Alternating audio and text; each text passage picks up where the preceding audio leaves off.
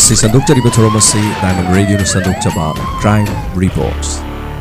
Lupi yang angsing detok liba tongan ba Manipur khakta natana India ki kachin koya amadi Prithvi ki mapan da thok liba angakpo crime sing ase aikoina wari oina tamjaduna miyamda khanghanjana na mahona jaba dugumba program amani Crime Reports. Crime Reports ta Diamond Radio na masigi tangkak ama mapuduna laksari. Ngasigi tangkak asida yamna top pa tangkak amani mama mapana masa singbu kayagi matik luna khanjaba amadi masa singna mama mapagi una tainabada lakibagi aduguma wari amani wari ase Mumbai da thokiba Maharashtra gi mafam amada thokiba English ngani tara mangada thokiba aduguma thodog amani mafam asida leiba Muslim jati gi kanglup amagi manungda college kadunu mahi tamliba Faisal amadi Sahizad punna Laikai amada daleminaba punna luna tinaba mamanaba sing oirami Faisal hariba miu isi larik laisuda puning sangba amadi Laikai na school na mipung khudimok na yaba yamna thamoi sengba adugumlaba satra moirami adubu Sahizati Faisal ga luna tinazarabasu Sahizat ki thamoi di tongan oirami mahaki masada migi mapot machai huran chinthi tawba loinana Nisa pusasa sinba migi thamoi nana ba thabak tawba haibasina matam punamakta magi thabak oirami maramasina matam punamakta Sahizat bu Faisal na achumba lambida lakna nabagidama alana yadaba thabak tawgunu haina matam punamakta mahangna mamanaba amu aina Sahizata hairami Sahizat ki imung manung thoidok hindona sorok ki matai amada jilibi yonduna amadi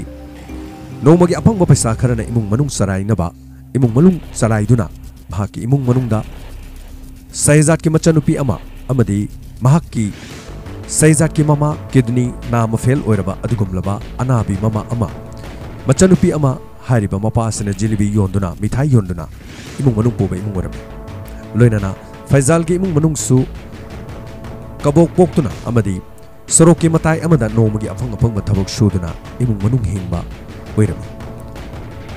Faisal gi minungsi amadi mapagi awababu masak munna khangduna Faisal na matam punongta larik laisuda thawai yauba imung manungna yana na bokhona ba haibasina Faisal gi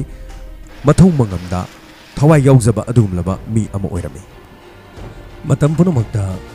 Faisal amadi Sahizat yamna luna tinarami college chatpa lambi de koiba chatpa tongan ba kayada makhoi ani punna chalami nongma namidang wairam ama Park amada makoyani chalami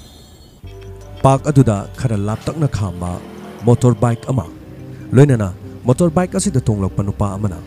mafam adudagi khajiktang chathoklag leiba mafam amada mahakka khangnajaba nupi amaga turengi mapan amada famduna turengi fajaba yengduna nuksinaduna wari watai sanaba leiringai gi tanja amada Sahizana nakanda khamdunu leiriba gari macha adubu Longning ba amadi pambagi wakhalon da gari adu mahang munne yengba horami tanja aduda Faisal na Sahizat hai nangna khaliba wakhana du tayonari miyoi ba among oina poklaga kari gidamak mi gi mapot maranda khut sangbadagi aikoi su larik tamli ihei tamli matik chaba mi oiraba matamda aikoi su gari si aikoi gi oina leiba ngamna na baikoi honagadabani mi gi mapot masaida aikoi ni geng loidabani haiba wakhalon phajaba wakhalon da Faisal na Sahizat harami adubu Sahizati hariba wakhalon aduda changlamdi khamdunu leiriba motorbike aduda miyeng tarami kanghaudana mahakna gari adubu matau karamna start tawsige haiba mawongda Sahizatna gari adubu mahaki haijabi khutthada bahorami tanja aduda Faisal na haiki karigumba lambigi mataida famliba nupa asina urabadi akhoi nigi punsi khudong thigani maduda natana migi mapon machai lawba haibase khwaidigi fattaba isorna yadaba Allahna yadaba aduguma thabakni nang Allahu kidabra haiki adubu Sahizana aina pamba posakti masini aina pamlibase soidana su Allahna pamgani haina mahakna Faisal gi wafumbu kakthakki loinana mahakna gari adugi mangak adu makhuna kanna pairaga soloduna leiriba bike adugi mangak leithatki Kodak aduda Faisal na Sahizata yamna thuna mafam adudugi chatkina nabagidama haiki kariguma ibani mak mafam asidagi phaba tarbadi hingnal mafam asidagi hanki ba haibase sungsoi soidane han sungsoi soidana mafam asida Hingna लेबा ngamlo तिलिबा मियाम सिने खोइबो फुरकपदा अखोइ अवाबा नंगनी मफम असि थादोक्तुना चसि सैजात मफम असि थादोक्तुना चसि हाइदुना फैजलना हाइकी अदुबो सैजाना फैजलगी वाफम सिंग अमता ताकिदे खुदक्ता गाड़ी अदुगी मंगक लेखाइरबा मतुंगदा गाड़ी अदुगी wiring दा connection तौबा हौरकी connection तौरिङैगी तंजा अदुदा फैजलना हेना पाखतकी मरमदे नाकंदा नुपी उनदुना लैरिबा नुपादुना करिगुम उखिबा थोलबदि मखोइनगी पुन्सि कमदौगदगी हाइबादु अवाबा ओइकी तंजा अदुदा सैजाना भाकी है सिंगलब मखुन मसाना गाड़ी अदुगी wiring fit तौसिन्दुना गाड़ी दु स्टार्ट तौबा हौकी गाड़ी अदु स्टार्ट तौरबा मतुंगदा फैजालदा गाड़ी अदुगी मथक्ता काखलंगबा हाइकी अदुबो फैजालना हाइकी अइदी नंगनो हुरालिबा गाड़ी असिदा अइ तोंगदबा मी नते अइदी अलाना यादबा थबक अमता तौरो अइगी पुन्सिदा मीगी मपोट मसे इमता लौरोय हाइना फैजालना गाड़ी अदुदो काखलु यादे तंजा अदुदो मखोइ अनिना अमना ngang matanadaba makai makhoi ani amaga sangkatnaduna leiringai tanja aduda gari adugi mapu nupi unaduna leiriba nupa aduna makhoi ani buraki mamai thangda nupa aduna mahaki gari chamna gari hurale haina lawbuga loina mafam aduda chanchilaki adubu sejana kariguma amata thawasadana faizal gari sida yamna tonu kakhalu yam thunu mafam asdagi gari se thogduna satkhisi natrabadi ibani makhodong thiba nangani nangna maram oraga ngasi ibani ge punchi mangutare gari sigi mathakta kakhalu haina sejana faizal thaiki adubu faizalna aidi nangi gari sida karoi haina adumak ningai tawduna leki nupa adu sunakselaki sejana gari start toki loinana sejat mafam adudagi gari thogduna chatki adubu faizal dile hoki फैजाल मनक्ता अनकपदा लाखो auto अमगी गाड़ी मनुंगदा चोंगचिंदुना मफम मदुदगी खोंगै थुना ना थौके नुपा अदुना auto अदुबु खामदुना फागे हाइना तौके अदुबु ngamhौदे सैजातना गाड़ी अदु मफम मदुदगी पुरुक्तुना महाकना फैजालदा गाड़ी असि महाकना ममानबा अमदगी वाइरकपनि हाइना खुमननबगिदमा महाकी अपोकपा अमदी अपोकपिदा वफम असि नंगसु अइना हाइबा असिगा चिंखुम मानना खुमननबगिदमा फैजाल सैजाना हाइरमी अदबु फैजालना आई नहाकतिनबदगी आइगी पुन्सिदा मिनम मंगांगदबसि मिनम मंगांग बहिगदौरी तसेंगनमकी नंग आई तिनबसि आई पामलक्त्रे आइदी असिगुम लंबीसिदा चटपा पामदे हाइना फैजालना सैजाता हाइरमी सैजाना महाकी वाफम सिंग तारगा यामना थवै उसितना नोफेट तौदुना नोमी तौदुना हाइरमी हिंबा हाइबसे सेल थुम चंगी नहा ओरिङेदा अखोइ अपाम खुदिम फंगलगा लोरे अखोइना फंगलेबा नुंगाइबा अदु अखोइना हन ओरबा मतमदा फंगदबा नते अदुना पंगनो नंग मतिक चाबा मी मोनिंगबदी आइगी तुंग इलो आइना हाइबा याव हाइना सैजाना फैजालदा मतम पुनमक्ता करीमना दुन हाइरम फैजालना वाफम असि आइ नंगी अपोकपदा असेंगबा लोइना हाइदोकनी करीगुमा आइना सेंगबा हाइदोकलबदी नंग अफबो ओइरोय हाइना फैजालना हाइरम यदुबो सैजाना आइ खंगी नंगना आइबु नंगी तिनबा लुना तिनबा नमानबा ओइबना नंगना आइबु सोइदना कनगनी मरम मसिना नंगना आइगी इमा अमदि बाबादा आइना सेंगना फत्तबा थबक तौरबसु नंगना आइबु नुंसिबनिना असेंगबसि नंगना आइगी इमागा बाबागा हाइरोय हाइबसि आइ खंगी हाइना फैजालदा महाना करेमनरमी मथंगी नुमिता अयुक अंगनबदा सहेजागी मपाना मचा ओक्तबा अदुगी वारी साना दुकानदा महाकी जिलिबी होबमदा वारी सारमी तंजा अदुदा फैजालगी अपोकपसु लागमी फैजालगी अपोकपदा सहेजागी अपोकपना हाइरमी महाकी मचादी मतम पुनमक्ता फत्तबा थबक तौबा मीगी मबुंग नुंगाइतनबदा तौबा मीगी मपोट मरंदा मखुत सांबा असिगुंबा थौदोक क्या थोकिबना मतम पुनमक्ता सहेजासी महांगना फत्तबगी वारी महांगना अदुमक फैजालगी मपादसु सारमी अदुबु फैजालगी मपाना फैजालदी अदुगुंबा नत्तबनिना फैजालगी अफबा वारी तमक सारमी तंजा अदुदा मफम अदुदगी खजितंग लापना सहेजाना दुकान अमदगी पोट लेरमी पोट लेदुनु लेरिङै मतमदा सहेजागी मपाना सहेजाबु थिरकलमी तंजा अदुदा महाकी मखोंग तोंग सेंडल अदु लोकथोक्तुना सहेजाबु फुरमी अमदी चैरमी लोइनना nganglami मतम अदुदा ngarang ahing halaktaba kari maramgino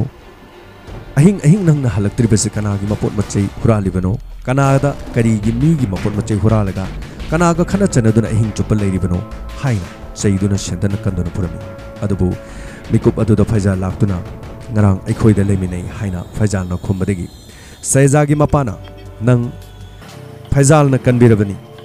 Faizal di afaba lamdam asigi maikai asigi larik la shuhaiba adugumlaba angang nina mahak na haibu wafumdu Saizaagi mapana irai laina thajarami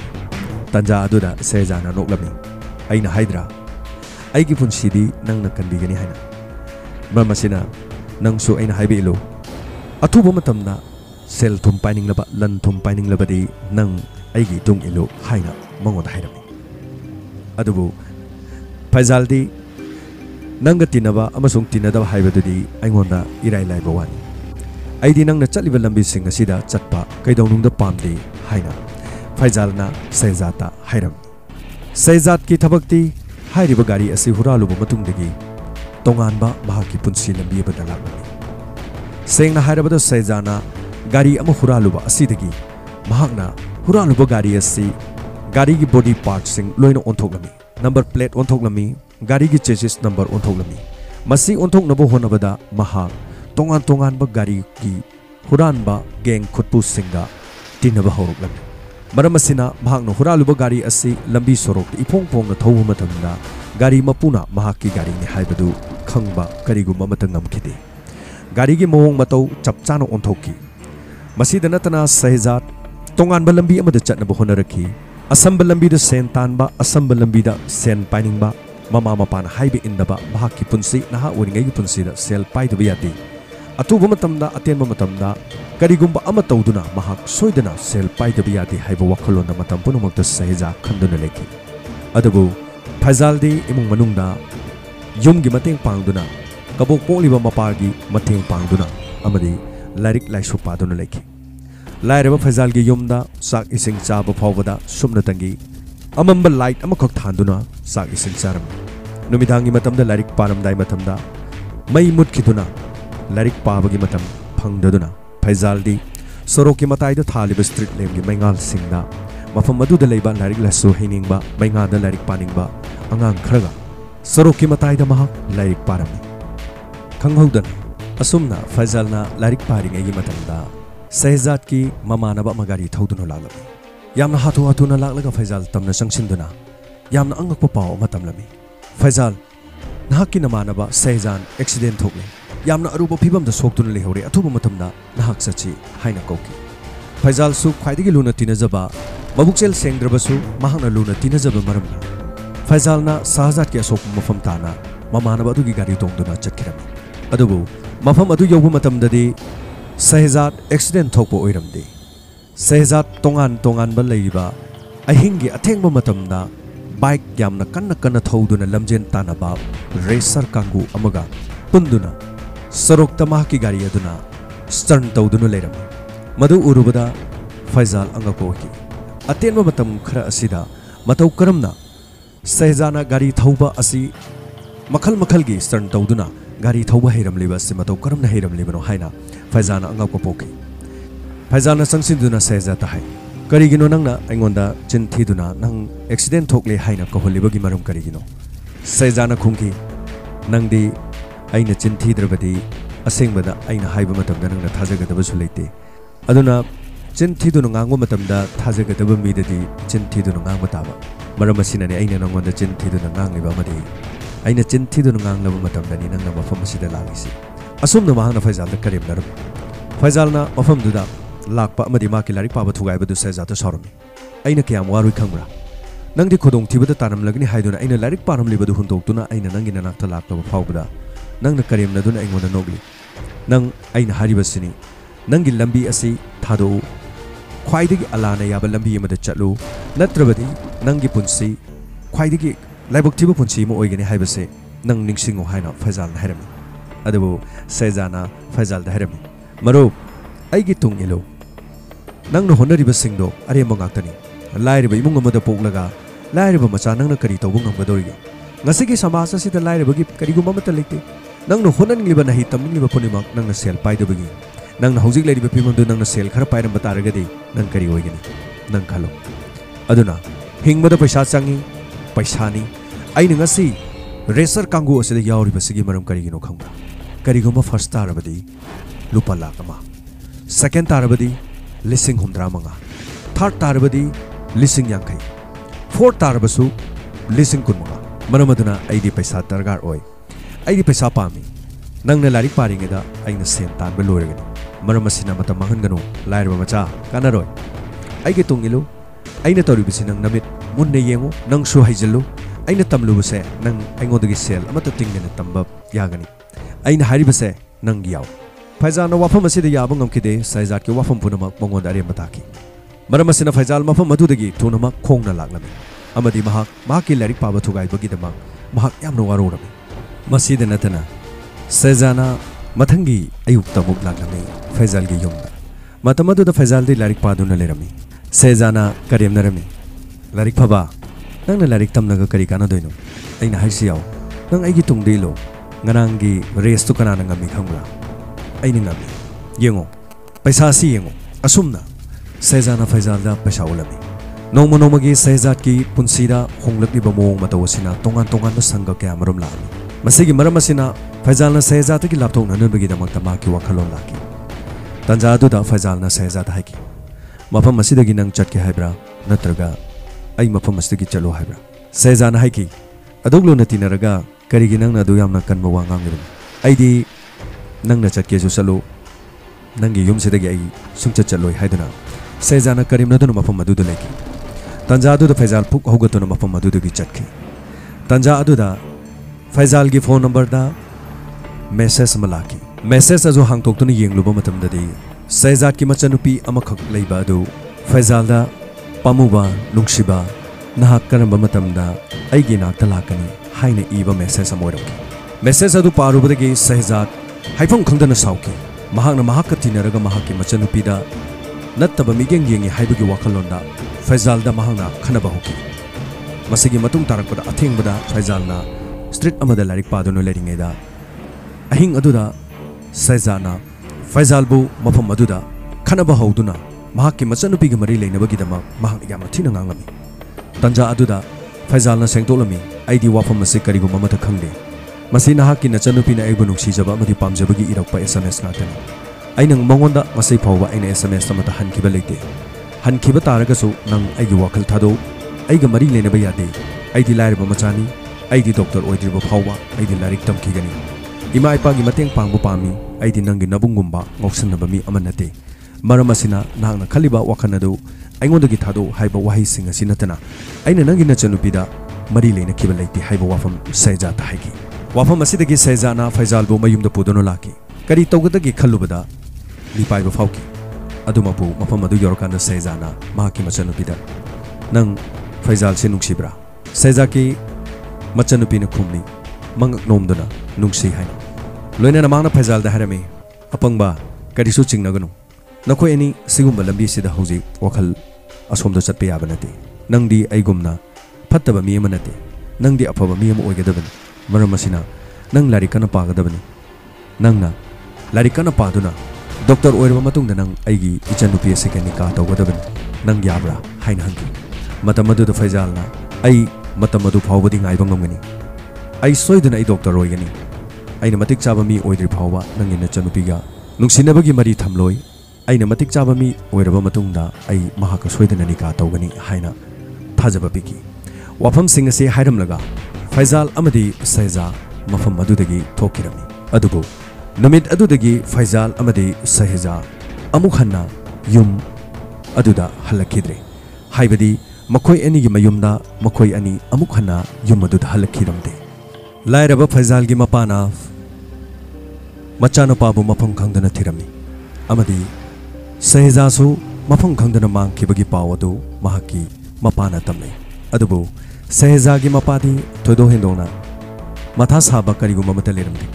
मरमदी मागी मचानुपादी मतम पुनमग ओक्तबा मीगी मपुन मसैदा मखुन मसा सांगबा अमदी युमदा काहेना हलक्तबा ngौसन फैसनबनिना अदुमक हलकनी हाइबगी थवा सादबा मोंगदा अदुमक लेकी अदुबु मोंग हाद्रबा इंग तबलबा लारिक लसुदो थवा यौजबा लाइरबा mama मपागी मतेंग पांगजबा फैजालदी अहिंग अमा हलक्तबदा अपोपा मपाना लेफम साफम खंगिदे माइकई सलाई खंगदना थिकी ममई थंगदा नुमित निनी हुमनी सुद्रकलबदा सैजा की मपागा लोइनना पुलिस कंप्लेन तौरम पुलिस मखोयनी मरी मखोंग थिगलपा होकी महाराष्ट्र की पुलिस की थबक थोंग सिंगना लाक्लिबा कंप्लेन अदुदा थवाई हक्सांग याउना फैजाल अमदी शहजाद कनानो हाइबसी कन्न थिगलकी मसिगी मतुंगदा खबर से कयादा फैजाल अमदी शहजाद की फोटो हापकिदम फोटो सिंग अदु उरुरबा मतुंगदा पुलिस स्टेशन की वांगदा नुपा अमा पुलिस कंप्लेन तोबा लाकी मदुदी हारिबा मियोय अनि असिना मतम खरगी ममांगदा महांगना महाके नुक्सिबी अमा उनदुनो लेरिंगेदा गाड़ी की मंगक लेखाइदुना स्टार्ट तौरगा चटखिबा मियोय अनि दुनी हाइना पुलिस ताकी पुलिस ना फैजाल अमदी शहजाद ओक्तबा गाड़ी हुरानबा मी अमनी हाइबा असि असुमना वाखलोंद पुखिरमी मरम असिना फैजाल की मपादी महाकी मचानुपागी मोंग मतौ इंग तपा लारिक लाइसु हैबा मोंग मतौ अदुदा असिगुम थबक अमद चेनरुमगनी हाइबसी पुलिसता मंगुमनी महाकी असिगुमसे करिसु तौरमलोय महाकु सोयदना कनागुमने इंसिनबिरम ओइरमगनी हाइबा वाफम फाबा फोंदोकी अदुबु पुलिसना थीबा कन्ना सथरकपदगी शहजाद की मपादा नाहाकी नचानुपाना गाड़ी अमा थौबसी नाहाकना लेबिब्रा नाहाकी नचानुपाना गाड़ी असि हुरानब्रा हाइबसी हंकी गाड़ी असि अयाक्ति खंगदे महाक्ति गाड़ी सेंसेंदुना हे लाक्पा मरमना गाड़ी असि हुरानबने हाइबसु खंगदे ममानबगिनी हाइबसु अइदि खंगदे हाइना कुंकी ममै थंगदा मचानुपाना गाड़ी असुमना थौई हाइबा असि पुलिसना खंगपदगी महा रेसर कांगू अमदे यावबा मी अमा सोयदना ओइरमगनी हाइबसी थिगलकपा हौरकी रेसर कांगू से अयाम्बा मतमदा सेल पाइबा मी सिंगना सिगुम्बा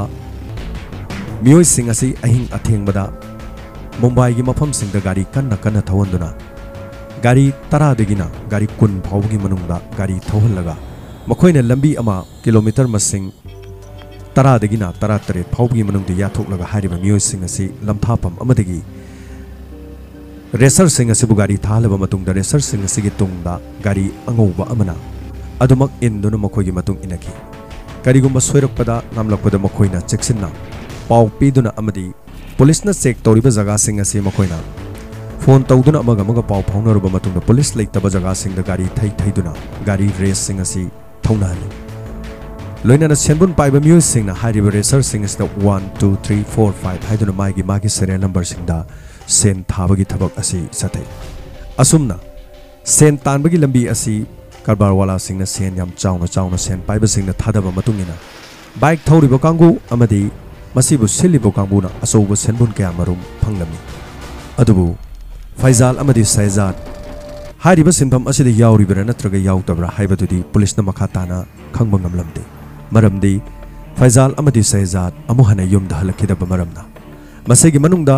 गाड़ी निंथि नुंगाइना थौबा हैतबा फैजाल ना युमदा हलखिदबदा करी ओइखरबगे हाइबसी चिंगनानिंगाइ ओइबा वाफम अमा ओइरकी नोमा पुलिस स्टेशन दा फोन अमा लाकी मुंबई की जगह अमदा फता हाउदी हुंदोकम थोंग अमगी मखादा मियोय अमगी असिब हक्चांग लेरि हाइना असिब हक्चांग अदु पुलिस अमदी मुंग मनुंगना येंगलबा मतमदा शहजाद की असिब हक्चांग ओइरमकी अदुबु फैजाल की असिब हक्चांग दी यावरमकीदे फैजाल हिंगलिब्रा अमदी सिरिब्रा नत्रगा शहजाद असि फैजालना हातलिब्रा हाइबा वाफम असि पुलिस की वहांग अमो ओइना थोरकी ममै थंगदा फैजाल की मपादा नचानोपा फैजाल नतिनबा लू नतिनबा शहजाद हाथोकपिरे हाइबा वाफम फाव हाइकी ममै थंगदा मचानुपाना शहजाद को हातपा नते हाइना पुलिसता थाजबा कयामरुम पिकी पुलिसनसु फैजाल की इंग तपा लारिक लाइसु हाइबा लेकाइगी मीसिंगना तंबा पाउदगी असिगुम्बा थबक थोरम सिंग असिदा महाक यावरमलोय हाइबसी खंगबा ngamki अदुमकपु क्राइम हाइबसिदी क्राइम फैजालना शहजाद को हालिब्रा कनाना हालिबनो हाइबसिगी मरमदा कुमना थिजन बहौरकी पुलिसना मखाताना थिजन हुंजनबदा शहजादना हुराले हारिबा गाड़ी मपु अदुना महाकी गाड़ी अदु ताकलबा मतुंगदा गाड़ी अदुगी मॉडिफाइड तौबा मतम अमदा महाना गाड़ी असिबु सेमदोक जाथोखिबा गैरेज अदु खंगी हाइना पुलिस कांगुना ताकलपदगी अमुक हना गाड़ी गैरेज अमदा चत्तुना गाड़ी अदु मॉडिफाइड तौबा जगह अदुदा चटकी मफम अदुदा मसिंग लांगमद्रबा गाड़ी कया मरुम फागतुनौकी गाड़ी सिंग अदु अयामना हुरानबा गाड़ी सिंग ओइरमकी ममल तांगलबा गाड़ी सिंग अदु मखोइन हुरानदोना गाड़ी की डिजाइन सिंग ओंथोक्तुना अहिंग अथेंगबदा रेसर सिंग सीजन ननबगिदमा गाड़ी सिंग असि तोंगान तोंगान ममल सिंग योलमी गैरेज अदुदगी मथंग मियोय सिंग फागतुना मते गाड़ी हुरानबा सिंग मथंग फागलक्तुना अहिंग अथेंगबदा रेसरसिंग अथेंबदा रेस तौगदौरे हाइबा पाउ अकंगबा मफंगबदगी मुंबई पुलिस न मफंग कया मरुमदा ngak senduna hairiba रेसरसिंग असे अमुक्ता दफाना बहनकी अकनबा सेक्शन थरंग लोइनना अहिंग नोंयाइदा पांगथोकपा अदुगुमलबा रेसरसिंग अदुगी रेस हरोकपा मतमदा पुलिस न ngak senduna अकंगबा पाउ मफंगबदगी रेस हेक थाकिबा मतुंग ngahak leirba matungda Mumbai police ना रेसरसिंग अदुबो फागतकी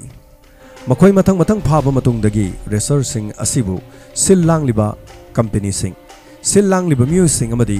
मसीदैदा सेंबुन थादरिबा अचौ अचौबा मियो कया मरुमसु फाबा ngamki लोइनना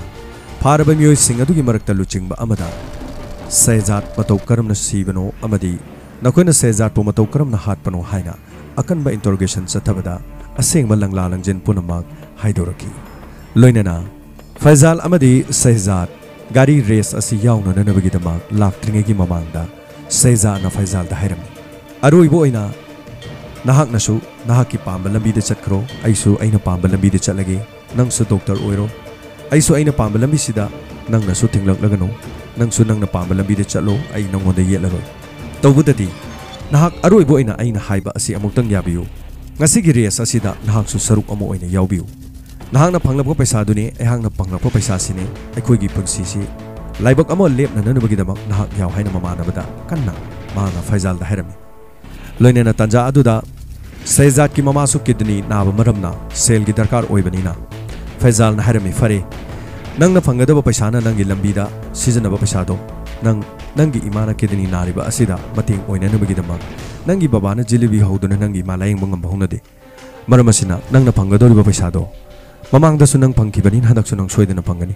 हंदकती नंग पैसासिंगसे ड्रग अमदी तोंगा तोंगा करबादा नंग सिजनबा तोकलो लोइनना नंग नसामक्सु ngasiगी रेस असना अरोइबा रेस ओइरो अदु ओरबदि आइसु रेस असि यावगे हाइना मांगना हाइरम अमदि नंगी पैसासिंग असे नंगी इमा नाबा सिदा सिजनरसि करिगुंबा आइगी पैसासिना फंगलकपा तारगसु आइगी पैसासिना नंगी इमा लायंगबदा सिजनरगे नंग याब्रा हाइना हाइकी सेजाना मागी वाफमदुदा मागी मपुंगनिनि यानिंगद्रबसु होय हाइना खुरुमकी लोइनना नुमित अदुगी अहिंग अथेंगबदा अरोइबा मखोइनिगी रेस अदुदा सरुग याकी रेस थाबा होकी गाड़ी रेस असी कन्ना मुंबई की हाईवे सिंग मखोइना गाड़ी कन्ना थोरकपदा लाइबक थिबदगी फैजाल गाड़ी थौना थौना लंबीद सिटकी अमदी फैजाल एक्सीडेंट अदुदा यामना थिना सोकी मांगदा थोरिबा सैजाना गाड़ी खामदुना ममानबा फैजाल तमना चेंचेलकलमी अमदी ममानबा फैजाल बु कोंखतुनु माना कपलमी फैजाल आई ngasiदगी नंगना हाइबे इलगे अमुखना हाइरिबा थबक असिदा आई मखाताना यावररोय से मिट पांगो नंग मिट पांगो अमुक्तंग नंग मिट पांगदुना आइना कौरिबसे नंग अमुक्तंग खुमो हाइना महांगना हाइरमी सैजात नंगना आइगे पोपोदा तंबियु आई सोइदनमकी आई हलखिगनी हाइना तंबियु आई लैखिद्रे हाइबसे नंगना आइगे अपोपोदा तंबिगनु आई सोइदन हलखिगनी हाइना नंगना आइगे अपोपोदा तंबियु को हाइरमलगा वाहि सिंग असे हाइरमलगा पुंसिगी अरोइबा बिदाय बिरमदुना फैजाल ताइबंपान थारोके सैजा कपकी माकी ममानबबु कोंदुना अमदी लंबीदा एम्बुलेंस लाउदुना कपकी तंजा अदुदा गाड़ी मनिंगदा इनरिबा बोलेरो अंगौबा अदुगी सिल्लांगलिबा मियोसिंगनु मखोइबु उकी करिगुमा थौदोक्तुदा मखोइ खंगिबा तारबदी मखोइ अथेंगबदा गाड़ी लमजेन थानरिबा रेसर कांगुदुनी खंखरबदी पुलिसना मखोइ फाखरबदी हारिबा मखोइना सिलिबा थोरमसिंग असे लोइना खंगपा तारे खलुबदगी मखोइ गाड़ीदगी कुमथकी अमदी सैजादा हाइगी असीबा हक्सांग अदुदा सेलिबा ड्रेसिंग दु लौथो अमदी गाड़ी दु लोखलो माबु मफम असिदा हुंतो मताबनी नत्रबदी थोरांग असे लोइना खंगलकलबदी अखोइ खुदोंग थिबा नंगनी हाइकी सैजाना याखिदे महाकी ममानबनी महाक रेस असिदा यावबा अमसुंग यावदबा थोइदोक्तरे हौजिकती महाकी ममानबकी पुंसी मांगलबनीना ममानबसे डॉक्टर पुबा हाइबसी महाकी अपामनी हाइकी अदुबु खंगौदना थौरमसिंग अदुबु सिलिबा रेसर कांगु अदुगी मरक्तगी अमना सैजाबु मबुक्ता थांगना हंजिन थिनकिरमी वारी पुंबा असि पुलिसना फागलबा रेसर सिंग अदुगी मनुंगदगी अमना लिथोरखिबा वारी लोइनना थांगना थेलिबा मसामक अदुसु पुलिसना फादुना रेसर सिंग अदुगी मरक्ते यावखिरम फैजालदी मफम अदुदा अदुमक मखोइना हुंदोकलंबना फैजालगी असीबा फावबा थीबा फंकिद्रे असुमना लाइबक थीबा थौदोक अमदा फत्रबा ममानबा तिनरुबदगी फैजालगी पुंसी अदुमक पिखमनकी ngasiगी थौदोक थरमसिना ताबिरिबा सिंग नहा ओरिबा सिंगदा करी परा अमा तंबिबा याबगे करी लौसिनबा याबगे करी खंजनबिबा याबगे अमुक्तंग नैनबियु लारिक लाइसु तमदुना हेना फबा मियोय अमा ओइनना होनाजरबा फैजालगी पुंसी लुना तिनजबा ममानबा सैजा मीगी मपोन मचै मिहौबा लोइनना कलक्पा मसागी ओइजबा तमक खनबा मही मसिंगदा थवाई याउदबा ड्रग गुली चाबा अमदी इमुंग मनुंगी ममा मपान हाइबे इंदबा अदुगुम्बा मचा अमा असिगुम्बा मियो एसिगा तिनरुबदगी फैजालगी पुंसी करी ओइकिबगी हाइबसी थोक्रिबा थौदोक असि इंग्लिशिंग अनि तरामंगा मेगी थादा महाराष्ट्र मुंबई दा थोकिबा अदुगुम्बा थौदोक अमनी थौदोक सिंग असिना फैजाल मांगकिबा अमदी सेजा केसिबा फंखरबा मतुंगदा अहिंगदा गाड़ी रेस थानबगी टीम अदुदी मुंबई पुलिस न मुथत पंगमखरे अमदी गाड़ी हुरानबगी गाड़ी सेमतोप कांगू टीम अमसु फागतपदि ngमखरे अदुबु लारिक हैरबा लाइरबा इमुंग द पोक्सबा फैजाल गी पुंसी करी ओइखरबगी लोइनना सेक्शन लेबियो वखल लेताबियो टिल देन खुरुमजरी असि संदोकचरी बथरोमसी डायमंड रेडियो न संदोकचबा क्राइम रिपोर्ट्स लुपी आंगांग सिंग द थोकलिबा तोंगान तोंगान बा मणिपुर खत नतना इंडिया की काचिन कोया अमदी पृथ्वी की मपान थोकलिबा अंगकपो क्राइम सिंग असे अखोइना वारी ओइना तमजदुन मियामदा खंगन जनन होनजबा दुगुम्बा प्रोग्राम अमनी क्राइम रिपोर्ट्स